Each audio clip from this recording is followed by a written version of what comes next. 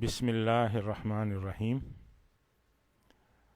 اب ہم مضاف سے متعلق چند اہم باتیں پڑھتے ہیں۔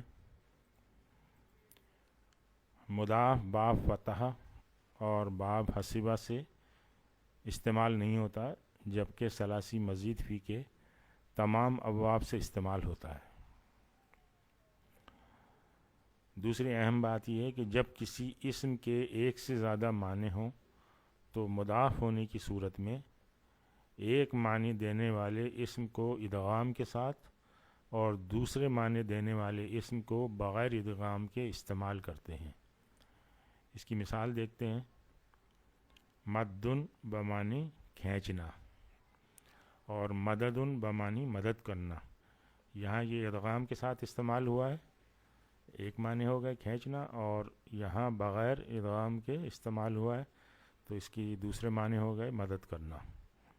اسی طرح سے قصن بمعنی کاٹنا یا کترنا اور قصصن بمعنی قصہ بیان کرنا۔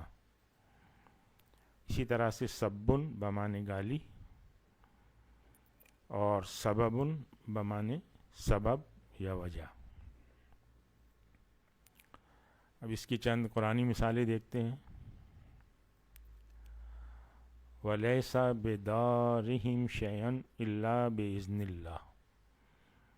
یہ دیکھیں، یہ ضاد را اس کا مادہ ہے، مضاف ہے، اور وہ نہیں پہنچانے والی کچھ بھی نقصان اللہ کے اذن کے بغیر۔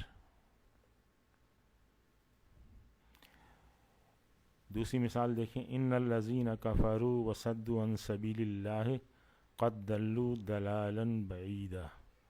یہ دیکھیں، دلو اس کا مادہ ضاد لام لام، اور اسی طرح سے اس کا مادہ بھی ضاد لام لام۔